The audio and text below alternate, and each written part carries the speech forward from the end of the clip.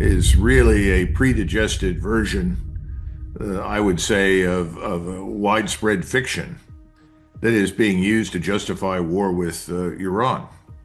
And when I listen to the president or any of his advocates or supporters on either side of the aisle that want war with Iran, I'm always struck by the consistency of their talking points. A short time ago, the United States military began major combat operations in Iran. Our objective is to defend the American people by eliminating imminent threats from the Iranian regime, a vicious group of very hard, terrible people.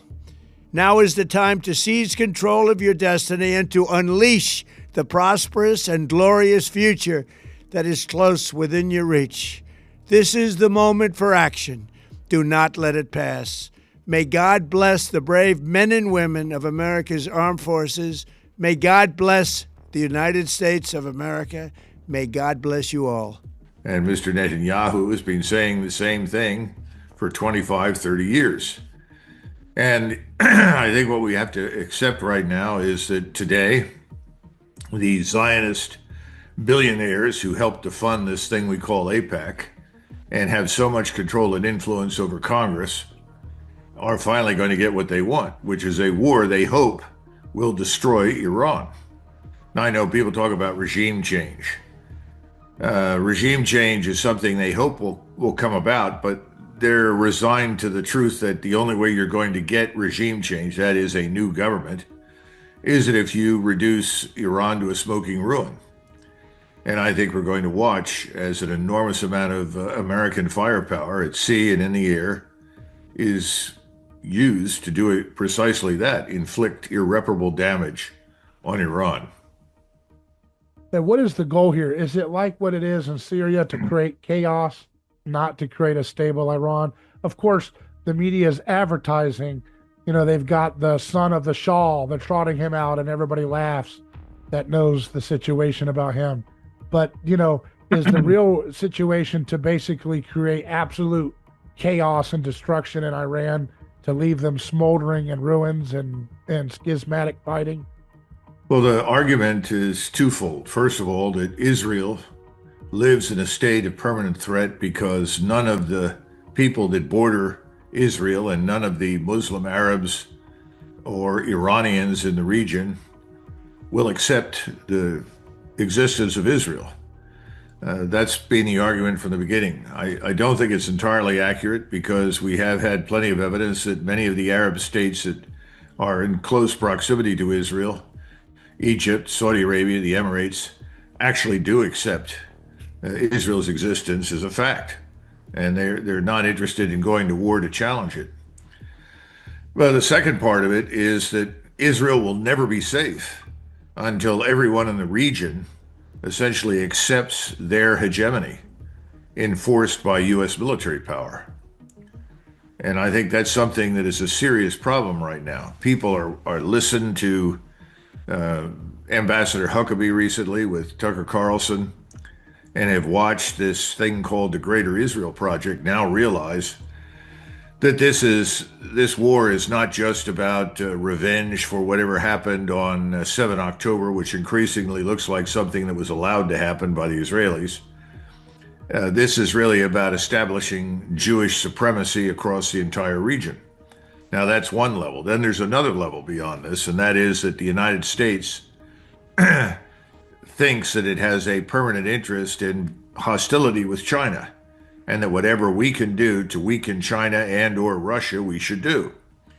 Because when you look at it from that angle, the idea is that Iran is a principal or key state in the growing edifice of states that constitute this thing called BRICS. I'm sure your audience has heard that term. BRICS consists right now of, I think, roughly 10 members. Eventually, I think it will probably have almost 100, maybe more.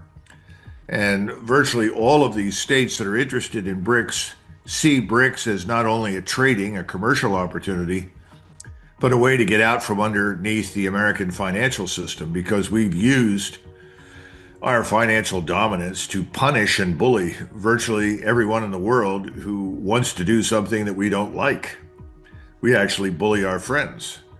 And if you look at the tariff war that President Trump has been waging, that is part of the larger financial grip that the United States wants to retain on the rest of the world.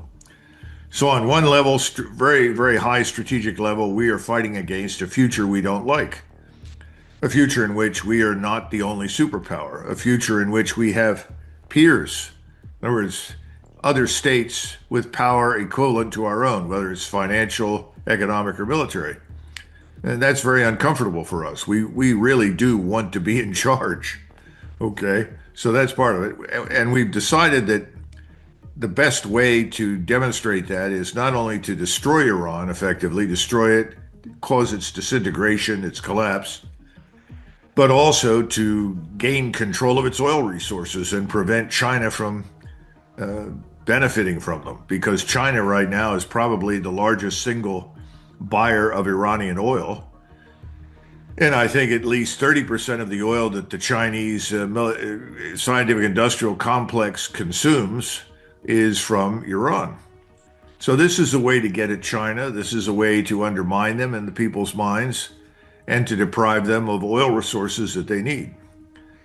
Now that I don't necessarily subscribe to that view. I don't think it's an intelligent way to look at the world these days, but that is a strongly, widely held view in Washington. And then, of course, they view or want to view Israel as a beachhead for power and influence that we can exert. We can use Israel to extend our own power and influence. The Israelis, of course, they see this as an exercise in reciprocity because our military power exists to eliminate, in their minds, anyone who challenges them. And here's something for your listeners that they need to follow up on. Just within the last week and a half, this man named Naphtali, who was a former prime minister of Israel preceding Netanyahu, made a speech in which he characterized Turkey as potentially an even greater threat to Israel than Iran. And this has really gotten a lot of people's attention in the region. Well, the Turks are a great power. And much like Iran, they are a civilizational state. They represent 1,000 years of Ottoman history and dominance in the region and influence. And the Turks are watching what's happening right now, and they've reached the conclusion that if Iran is in fact defeated and falls apart, not only will they be the victims of this disintegration because they'll end up with potentially millions of refugees pouring from Iran north into Turkey or into Syria or into the Caucasus, into surrounding countries, they also see themselves as being next on the menu for the Israelis. If they are potentially an even greater threat to Israel than Iran, it seems natural that Israel will then turn next to Turkey, demonize it, and ask us to help them destroy Turkey or destroy Turkey for them. All of this is bad news, in my judgment, over the long haul, because it's causing everyone in the Islamic world to recognize, number one, we're all at risk.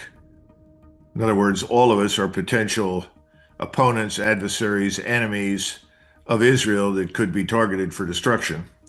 And the United States is now effectively, in military terms, diplomatic terms, strategic terms, a vassal of greater Israel, that we exist to do whatever it is that the Israeli government and people and their advocates at home, principally the Zionist billionaires, want us to do. And capturing control of Congress and the White House financially is a stroke of genius because people rapidly become accustomed. They develop an appetite for money and what money can do for them. And this Israeli money, we call it Israeli, it's not, it's American money from Zionist billionaires that support Israel, is now seen as something that nobody really wants to live without, because they also know that if you contradict them in terms of Israeli policy towards Israel, there's a very high probability they will not only stop supporting you, they will support whomever your future opponent is. So it's a very dangerous situation. And I think we have to admit that President Trump would probably not be in the White House today without the substantial financial support of these Zionist billionaires. Yeah, it's deeply disturbing to see, the Democrats are going along with this as well. They're giving tepid, pushback. Um, they're saying, "Oh no, stop, don't," basically with that kind of tone. No, why would you ever think of that? Because they know that there's good political points to score with, trying to let Trump own this himself, so they can sink his party completely as the zombie George W. Bush party that it is. But Well, there's something else, David, too, yeah, that we shouldn't lose sight of. I think the Democrats are also on the same team when it comes to Israel. Let there be yeah, no mistake about it. But I think everybody in Washington is sort of ignoring what Americans think or want, yeah, because most Americans, I don't think, are paying a lot of attention to what's happening in the Middle East. For the average American, oh, this is another country in the Middle East. Oh, it's probably weak. So we bomb them. They do what we tell them to do. Why are we worried about this? I have other bigger fish to fry here at home. I think that's more widespread than a lot of us think. Americans are not looking at this as something that could become a serious threat to them, their way of life, and so forth, and they're wrong. Iran is not just another backward Middle Eastern country that has no chance of whatsoever of fighting effectively against us. They do. They are certainly not in the same category of military power as we are. There are several rungs below that. But they can defend themselves and they will fight. And how much punishment they're willing to accept is something I can't evaluate, but I think it would be a mistake to assume that after a few days or a week or 2 weeks, the Iranians are going to hoist the white flag and surrender. I don't think that's going to happen. And so then the question is, what happens to us economically? Because inevitably, this is going to disrupt traffic through the Straits of Hormuz. And that traffic is not only going to disrupt the flow of oil to China, it's going to disrupt the flow of oil to Japan, to Vietnam, to all of the countries in Asia, to people in Europe, even to us. And it's going to send the price of oil through the roof. I would expect the price to rise somewhere north of $100 a barrel, easily. That's going to have a big impact here at home. We haven't even talked about the fragility of our finance system. We're piling up debt at a horrendous rate, and there's a real danger that financially we could collapse. Something that nobody in the United States can imagine, but we could actually face an internal financial crisis far, far worse than anything we saw in 2008. And this time I would not expect any bailouts. So I always tell people, which is what Luke Roman and Ray Dalio and a host of other smart people tell you, is look at the bond market. And when that 10-year bond yield reaches 5%, that's probably the end of us. Right now, it's down in the low fours, 4.2, 4.3%. But if it hits 5, we got a lot of problems. We can't service the debt. And everybody knows that we can't ultimately pay it off. It's 38 trillion and rising. So these things are in the background. This kind of conflict or crisis could crash the market. If there's one thing financial systems hate, it's crisis, conflict that is out of control. Financial markets like stability in price, stability in purpose, and that's going to be threatened by this as well. yeah. So it's a mistake to assume this is just another bombing exercise into the sand in some remote part of the world that doesn't matter to us. That's not true. We haven't even talked about Chinese and Russian strategic interests, because China and Russia are allied, at least in the sense that they are trying to achieve the same thing, which is this cross-continental Belt and Road project that would link everyone in Western France all the way to Shanghai via rail and commerce and so forth.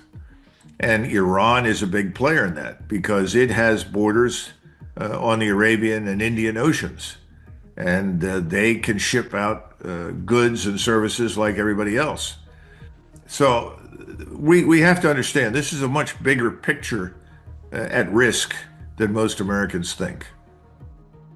Yeah, just seeing the latest from AP News just published 30 minutes ago. U.S. Iran nuclear talks wrap up with no announcement of a deal as risk of war looms. They're currently meeting in Geneva, and just before the talks ended, the Iranian state television reported that Tehran was determined to continue enriching uranium, rejected proposals to transfer it abroad, and sought the lifting of international sanctions, indicating that it was not prepared to meet U.S. President Donald Trump's demands. Trump wants a deal to constrain Iran's nuclear program, and he sees an opportunity while the country is struggling at home with growing dissent following nationwide protests. Um, do you see Iran budging on this issue and giving up the uranium enrichment? No, because I think for the Iranians, it's an issue of sovereignty. The Iranians have not built a nuclear weapon, and they have said that they have no intention of building a nuclear weapon. And thus far, they've held to that belief, and that's validated. They do not have a nuclear weapon. Israel does. It has probably at least 200 to 300 systems and warheads that it can utilize to deliver nuclear strikes from submarines and from the air and from the ground. Of course, Israel has never signed the Non-Proliferation Treaty, whereas Iran has, and it has abided by that. But the enrichment they have insisted they're interested in is for medical purposes, and there are other industrial reasons to do it. In the event that you eventually want to build a nuclear reactor that will provide you with some power. That's happening in many Middle Eastern countries right now. So I don't think that the Iranians can meet these demands, and these are Mr. Netanyahu's demands. His were very simple. Number one, no nuclear enrichment. Number two, limit the range of your ballistic missiles. That means that you can't have any missiles whatsoever that under any circumstances could ever reach Israel. And then finally, you have to abandon your allies in the region. Anyone who is associated with you, you have to isolate yourself from them. This is the destruction of Iranian society. And submitting to this would be essentially admitting that you too have now become a vassal of Greater Israel. And that's something that the Iranians are not going to do. So I've thought for a very long time, this is sort of a straw man that was set up to be knocked down. And that's what's happened. And I think we're going to go to war. When's this going to happen? It could happen in 24 hours, 72 hours. I don't know. Although I would say 2 March, I think, is the new moon. And since I view large numbers of people inside the Beltway as lunatics, I think there's a distinct possibility we could bomb Iran on the new moon or on the full moon. Yeah. I'm being somewhat humorous. Yeah. We have right now Steve Witkoff and Jared Kushner representing America's interests, which is a joke. These are a Zionist occupied kind of delegation here. There's no interest representing America in this conversation. Well, I think there's something else that everybody should know, and that is that the Secretary of State has flown down to St. Kitts for some sort of international conference down there involving Latin America. Why isn't the Secretary of State sitting across from the foreign minister of Iran and negotiating directly? That's why we have a Secretary of State.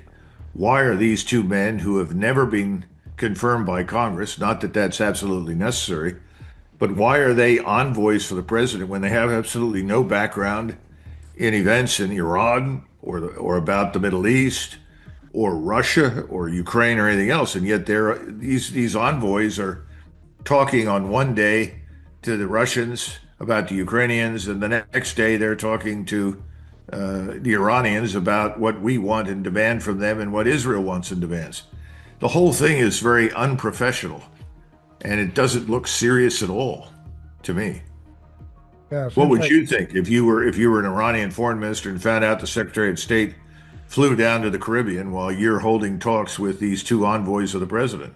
Well, it seems like, just the way I look at it, Marco Rubio looks like the junior partner to those two gentlemen, and he's taking care of Israel's interests in South America, and they're taking care of Israel's interests in their own backyard. That's how they're kind of cutting this up, it looks like. Well, one theory is that Secretary Rubio is preoccupied with his goal of liberating Cuba and getting control of the rest of Latin America But that's to Israel's move interest. it in Those are our the direction. Zionists. The Zionist mafia would like to go back to that island. They enjoyed it. Well, that could be, but all I'm saying The is it casino just moguls, you know. Rubio has moved away from both the Russian and the Iranian negotiations. It's very strange. It's the last thing you would expect from a Secretary of State. So it's disturbing and it looks bad. It does not reflect positively on the United States and our government. Does Trump have any ability to say no at this point? It seems like he's not really running anything. He's just kind of doing a good speech. I mean, Well, let's stop and consider the fact that, frankly, there has been no change whatsoever in the policies towards Russia in Ukraine since Biden left office. In fact, you could argue it's actually gotten worse. And many people, including the Russians, thought that President Trump would be a breath of fresh air, that he would step in, he would recognize the war was lost. There's no point in Ukrainians dying in great numbers any longer. But that doesn't seem to have had an effect. It's back to what I was discussing earlier, what you mentioned really at the beginning. We're not getting the truth about what's actually happening in Ukraine and what has happened in Ukraine. We're getting a lot of nonsense from the thousand versions of Pravda inside the mainstream media. You know, you can't turn to mainstream media any longer and get the unvarnished truth. Everything is shaped, everything is dissected, edited, reassembled to send a message. So we become the Soviet style state in that sense.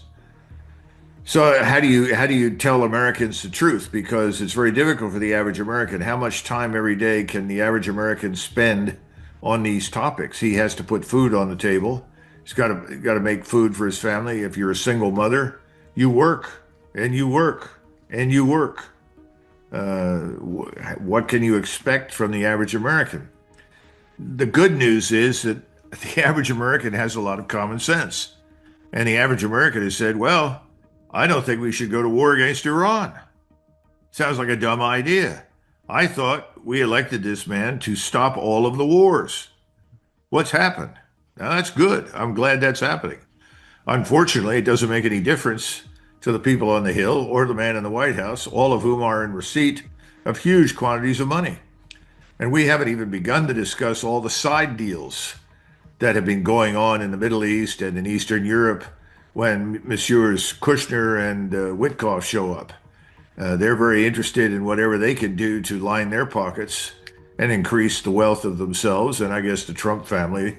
It's very discouraging. We went through this to some extent, with the Bidens and Hunter Biden and all that nonsense. It just is a never-ending story. It makes you wonder why you bothered to vote at all. Yeah. And then the one really important thing that President Trump has done is to finally go to war over the border and immigration. And he ran into some opposition in Minnesota and he folded. He shouldn't have folded. Hmm. You know, everybody knows who's grown up in any major city in this country how tough it is to be a policeman. I don't care if you're a federal or a local policeman, it doesn't matter.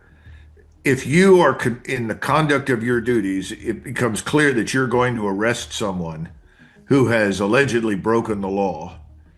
No one should interfere with you. And anybody who does interfere with you should face arrest, a fine, and mandatory incarceration for 2 weeks or 30 days. We haven't done any of that. A governor of the state of Minnesota, Mr. Waltz, has said he doesn't want to enforce the law. Well, do we pick and choose which laws we enforce in this country? I mean, what does it mean to be an American citizen? If there is no rule of law, where are we as a society? We're on the road to ruin. That's where all of us hoped that President Trump would focus, and on election integrity. And there he's pushed the right ideas. He's pushed the right ideas on illegal immigration. And he's done, I think, a good job on the border, but it's not enough because illegal trafficking, human trafficking, illegal drugs are still coming over. And huge quantities of money that come out of these deals for human beings and drugs are going back south to the cartels.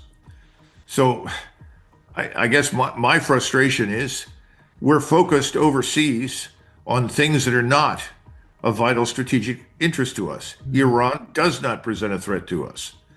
Iran isn't trying to build an intercontinental ballistic missile designed to carry warheads and destroy us. That's nonsense. Those are lies. Why would they? Unless they have a passionate suicide wish. We have enough nuclear capability in this country to destroy most of the planet. The Russians do as well. This is insane. That's not what this is about. So, what are we doing? And I don't think President Trump has ever sufficiently explained the answer to that question. He needs, he says, well, Iran must never have a nuclear weapon. And everybody applauds. Oh, that's fine. They don't have a nuclear weapon. They've said they don't want one. They have to promise they will never have a nuclear weapon. Well, what about us?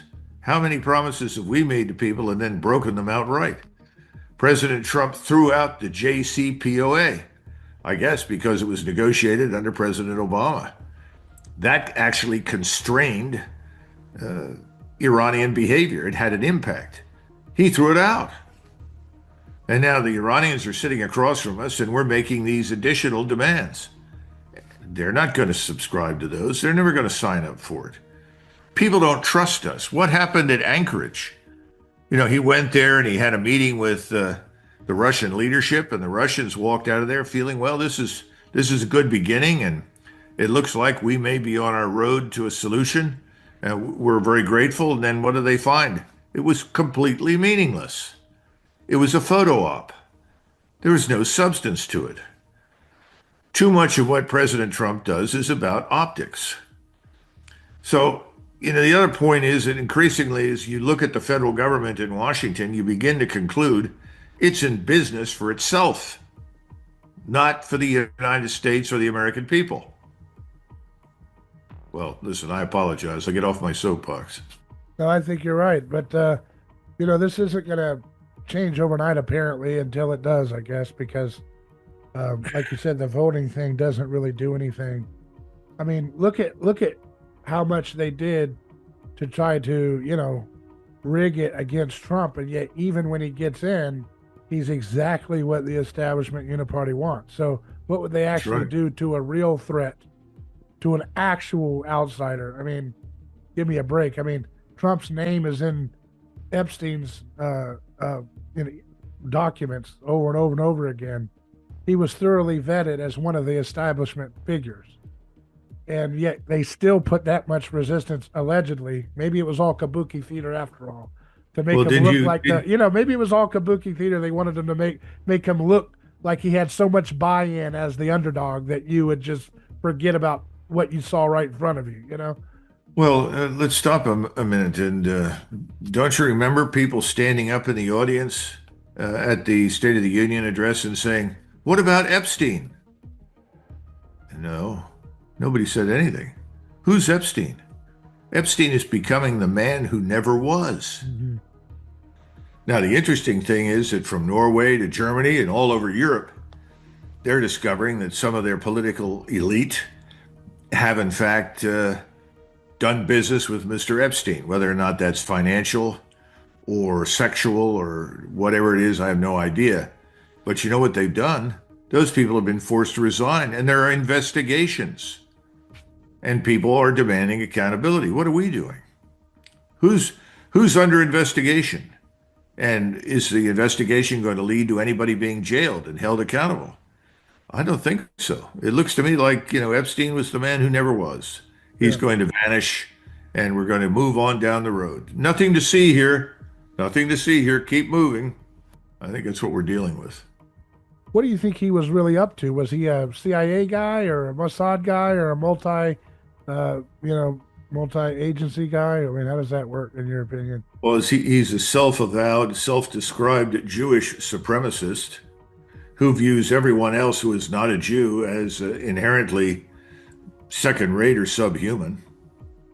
So that would indicate that his allegiance is certainly to things that are Jewish. I rather suspect that he did some excellent work for the Mossad. And his girlfriend, Ghislaine Maxwell, her father was a Jewish national hero, received a state funeral, and he was an active espionage agent for Israel in the Mossad. So, yeah, I think it's largely for the Mossad, but he also had close ties with the Rothschilds and other very wealthy Jews in the United States and around the world. I also think he was interested in making contacts in the scientific community with the goal of bringing new science and technology back to Israel. And I'm quite certain that he kicked various crumbs to the CIA to keep them on board and let him do what he was doing by providing them with blackmail information. I mean, the most valuable commodity right now in Washington, D.C. is blackmail. Have they got you on tape? Where did they get it? In the Mayflower Hotel or down there on St. James Island? Well, it doesn't make much difference. The idea is the same thing. If you've got somebody doing something that is clearly illegal or embarrassing, then you've got control of them. So I suspect there are lots of people in the Epstein file, not just our president, but lots and lots of others. And we know that from what's happening overseas. The former head of the CIA unit in Pakistan, John Kiriakou, who's been on my show in the past several times. I've seen him making the rounds recently, and some of the clips I've seen him talking about something that kind of puzzles me is the relationship between Israel and the CIA. We've heard for years, oh, in the conspiracy world, oh, if anybody killed JFK, it was probably the CIA and the mafia and blah, blah, blah. Mm-hmm. And then you hear, oh, wait, no, there's this other narrative that makes the case that maybe Israel had an interest in seeing him out. And then you taught John Kiriakou, and he talks about, well, the CIA does not think highly of Israel and, has its own issues with them. And, so what is that relationship like? Are they rivals, or are they a subunit of one another, or what is going on there? There's very clearly an exchange of views and information between the intelligence agencies, MI6 in London, the CIA in the United States, and the Mossad. Now, what people like or don't like doesn't matter. If you receive orders from your superiors and you're told to cooperate with someone, then you do it. Whether or not you like those people doesn't make any difference. This is back in 2007, 2008. I was down at the Naval Surface Warfare Center, and one of the engineers who was on contract with the Navy was upset because he had been told to bring Israelis in to look at the work that he was doing. And he told me, he said, we're not happy about this. This is very sensitive work. And we know the Israelis have taken these things in the past. And if they thought they would benefit from it, they would hide it. But if they thought they needed it for some reason to resell, they've resold it to other powers, most specifically China. And so there were a lot of people that were not happy with it. What could they do about it? Nothing, because the orders had come down from a very high level. And this has been going on for some time. Yeah. Yeah, it's pretty wild to see. And I'm just hoping that Americans can finally, and the world can finally turn a page on this century of needless war that well, the problem is that this is not new. If you go back to the 1930s under Franklin Roosevelt, his administration filled up literally with NKVD agents, as well as large numbers of Soviet sympathizers. And these people actually profoundly influenced the policies that he developed and ultimately implemented. It's very upsetting. There's a wonderful book that goes into some detail about it called Stalin's War.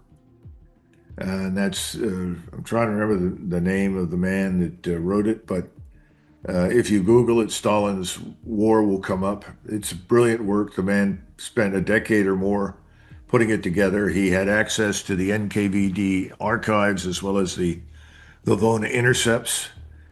And I tell everybody who can to read it. I tried to convince somebody that we should give a copy of it to every graduating cadet at the military academy. I think it's something that Americans need to know. It's very, very upsetting, very frustrating. What you discover is that McCarthy was not wrong. What are you what can people do about it? I know that you're involved with different projects. What would you point people to be active in changing things? Well, right now, we've begun something new. You know, Olga Ravazzi, and Olga and I have tried to put together an organization called the National Conversation. The original idea is to go around the country about 4 times a year. Each event would be in a different city in a different part of the country. Not just to go there and bring additional people who will speak, but also to listen to the audience, to let the audience express their views, because we really want to know what Americans think. And that's something that nobody, that's a question very few people in Washington ever ask. What do you mean? What the Americans think? I don't care about them. I care about my donors. Remember, donors get you elected, not votes, not voters. So that's the attitude in Washington. We want to get past that. And also, we want to somehow or another form a foundation, build a foundation for a third way forward, because it's increasingly obvious that these two parties are joined at the hip. They have differences, there's no doubt about it, but on the whole, on too many issues, they are co-conspirators. And that's why I said the government seems to be in business for itself. Most of these people seem to show up, have of modest means. The average congressman shows up, he's worth maybe $250,000. He leaves years later and he's worth 10 or 12 million. How does this happen? Well, it's insider trading, it's lobbying, it's a whole range of self-enriching opportunities. Our whole system of government's in trouble. I mean, let's face it, it is. Yeah. I appreciate your time, Colonel Macgregor. It's always good to have you on, and I know that we're hoping that this war can be averted, but it just seems like a perpetual motion machine. As long as we have DC, there will be a constant drumbeat for war with Iran, and that civilization has been around longer than America has, and I don't think that they're going to take kindly to being an occupied subject of Zionists and their interests. So, well, in the meantime, anybody who's interested, go to nationalconversation.org, see what's there. We have a platform, see the kinds of things we've been doing, and you'll have the opportunity, if you want to donate to it. We're very fortunate. A lot of really good people are joining us, because I think more and more people feel that they have to become involved, because we're going to have to staff a new government at some point.